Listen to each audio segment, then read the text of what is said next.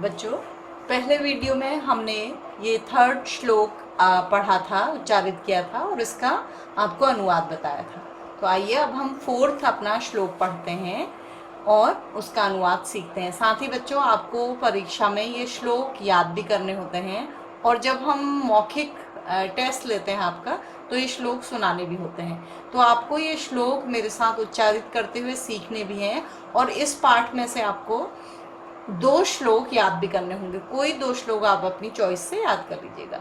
तो अब इस श्लोक को देखिए आप, जिसका नंबर है चौथा नंबर। गच्छन पिपीलको याति योजनानां शतान्यपि अगच्छन वैनतेयो अपि पदमेकं न गच्छति।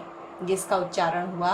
अब एक एक शब्द का अर्थ। गच्छन जाता हुआ, पिपीलको चींटा, याति चला जाता है, योजनानाम मीलों तक, शतान्यपि 100 मीलों तक, अगच्छन न जाता हुआ, वैनतेयो अपि गरुड़ भी। ये बच्चों जो एस का यहाँ पर आपको साइन दिखाई दे रहा है, इसे संस्कृत में अ की तरह उच्चारण किया जाता है। ये अ ही होता है, पूर्व रूप अ कहते हैं इसको। ये संधि के बाद जब 2 शब्द मिलते हैं तो अ को ऐसे लिखा जाता है, ठीक है। तो वैनतेयो अपि, अपि का मतलब होता है भी, गरुड़ भी। गरुड़ सबसे तेज उड़ने वाला पक्षी है। पदम एकम, एक कदम भी, न नहीं गच्छति जाता है। न जाता हुआ गरुड़ भी एक कदम नहीं चल पाता है। तो इसका पूरा अनुवाद हुआ। जाता हुआ या लगातार चलता हुआ चींटा मीलों तक, 100 मीलों तक चला जाता है, लगातार आगे बढ़ जाता है।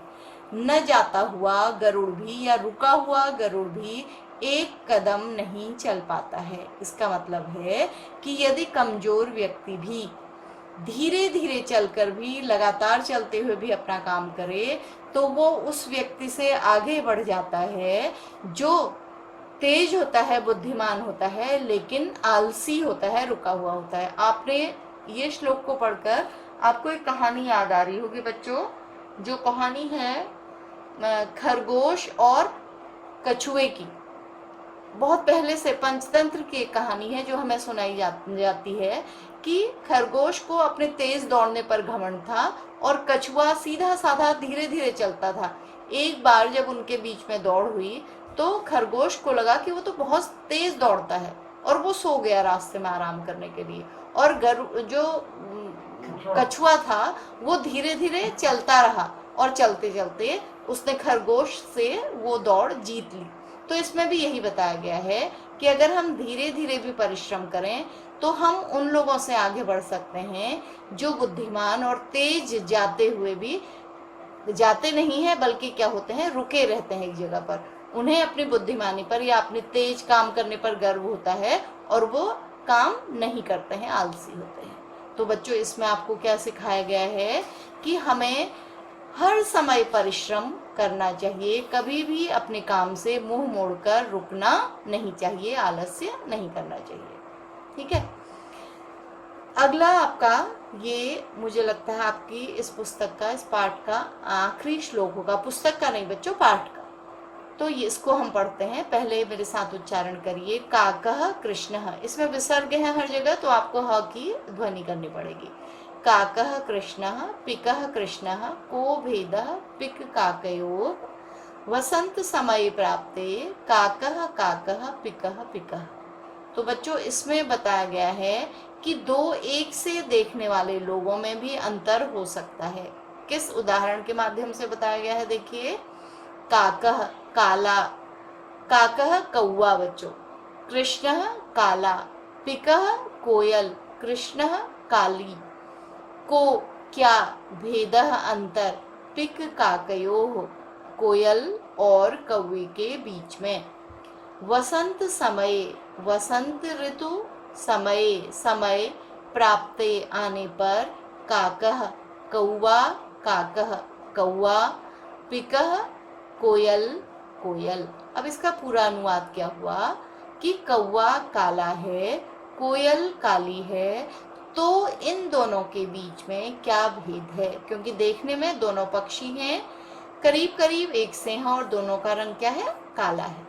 तो अगले में बताया गया है कि वसंत ऋतु के आने पर, वसंत ऋतु सबसे अच्छी ऋतु है जिस समय प्रकृति अपने सुंदर रूप में होती है। तो उस समय कोयल क्या होती है, वो बोलने लगती है, मीठा मीठा गाने लगती है।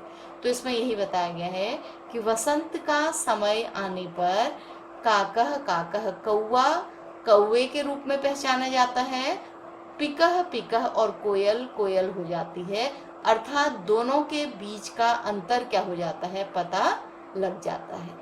तो बच्चों इस श्लोक में फिर मैं इसका एक बार अनुवाद बता रही हूँ कि कौवा काला है, कोयल भी काली है, तो इन दोनों के बीच में क्या भेद है। फिर बता रखा है कि वसंत ऋतु आने पर कौवे और कोयल के बीच का जो फर्क है, अंतर है, वो क्या हो जाता है, सामने आ जाता है। कौवा कौवा स्पष्ट हो जाता है और कोयल कोयल के रूप में स्पष्ट हो जाती है, पता लग जाता है उन दोनों के बीच का अंतर। तो इसमें बच्चों क्या बताया गया है कि दो एक से दिखने वाले व्यक्तियों के बीच में उनके काम के आधार पर हम क्या कर सकते हैं, अंतर कर सकते हैं। उनका व्यवहार कैसा है, वो कैसे कार्य करते हैं, इससे उनके बीच में अंतर पता लग जाता है। तो हमारा दिखाई देना, हमारा बाहरी स्वरूप कैसा है, वो महत्वपूर्ण नहीं है, बल्कि जो हम काम करते हैं अच्छा या बुरा, उसके आधार पर हमारा निर्धारण होता है। दुनिया निर्णय करती है कि हम कैसे हैं। तो आपको इस श्लोक के माध्यम से क्या बताया गया है कि हमारी शारीरिक सुंदरता या हमारा बाहरी जो स्वरूप है वो महत्वपूर्ण नहीं है, महत्वपूर्ण है हमारे द्वारा किए जाने वाले कार्य। तो बच्चों ये पाठ आपका पूरा हो गया है, इसका अनुवाद पूरा हो गया है। आज आपको इन श्लोकों को पहले शब्दार्थ लिखने हैं, फिर इन श्लोकों को लिखना है और फिर इनके अनुवादों को लिखना है। आप चाहें तो पहले श्लोक लिख लें, फिर उसका अनुवाद कर लें नंबरिंग करके 1 2 3 4 5, और आप चाहें तो एक श्लोक लिखें, फिर उसका अनुवाद लिखें, फिर दूसरा श्लोक लिखें, फिर उसका अनुवाद लिखें, फिर तीसरा, फिर चौथा, फिर पांचवा, इस तरह से। अब हम अपनी अगली कक्षा में इस पाठ से संबंधित अभ्यास कार्य को करेंगे। तो आज हमने श्लोकों का उच्चारण सीखा, उनके अर्थ को जाना, शब्द अर्थ को जाना और जाना कि ये परीक्षा में कैसे आते हैं। बच्चों परीक्षा में एक तो श्लोक लिखने को आएंगे, दूसरा आपको ये श्लोक पेपर में दिए हुए होंगे और आपको इनका क्या करना पड़ेगा, अनुवाद करना पड़ेगा, और तीसरा इस पाठ से आपके प्रश्न उत्तर आएंगे जिनको हम अपने अभ्यास कार्य में हल करेंगे। तो ठीक है बच्चों, आज का पाठ यहीं पर समाप्त होता है।